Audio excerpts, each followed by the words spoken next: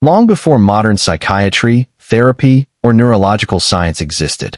People carrying severe anxiety, deep trauma, and depression turned to one person for solace, Saint Dymphna.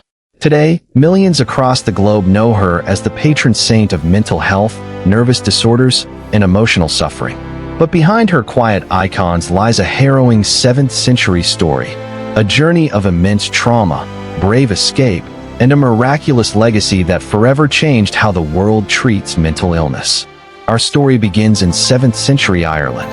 Dymphna was a young Christian princess, the daughter of Damon, a powerful pagan king, and a deeply devout Christian mother. When Dymphna was just 14 years old, her mother passed away unexpectedly. Broken by unspeakable grief, King Damon's mind shattered. His grief quickly spiraled into severe madness and obsession. Desperate to fill the void, the king declared he would only remarry a woman as beautiful as his late queen. But in his twisted state, the only person who matched that description was his own daughter, Dymphna. Refusing her father's unlawful demands, Dymphna knew she had to flee for her life. Under the cover of night, she slipped into the dark. Accompanied by her elderly priest, Father Jereburnus, and 2 loyal servants, she boarded a ship and crossed the stormy ocean to continental Europe, landing in Flanders, in modern-day Belgium. They eventually settled in the quiet village of Geel.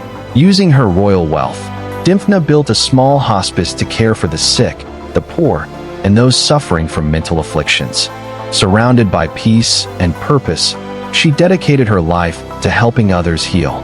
But her peace wouldn't last. Back in Ireland, King Damon sent soldiers across Europe to hunt down his daughter. The king's men eventually tracked her location by a single clue: the distinct Irish silver coins Dymphna used to build and fund the hospital in Geel.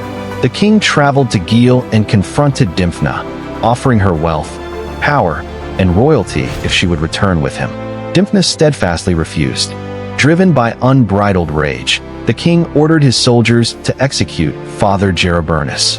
When his men hesitated to harm the young princess, Damon drew his own sword and beheaded his daughter himself. Dymphna was only 15 years old. Dymphna's story did not end in darkness. News of her courage spread rapidly, and visitors soon reported miraculous healings from mental afflictions at her burial site. In the centuries that followed, thousands of pilgrims suffering from mental illness journeyed to Geel. But instead of locking these suffering visitors in institutions, the townspeople opened their homes, adopting the mentally ill into their own families as foster guests. This pioneering system of community mental health care started in the Middle Ages, and remarkably, it continues in Geel to this day. Because of her own survival through trauma, Saint Dymphna remains a timeless beacon of hope, sanctuary, and compassion for anyone carrying invisible burdens.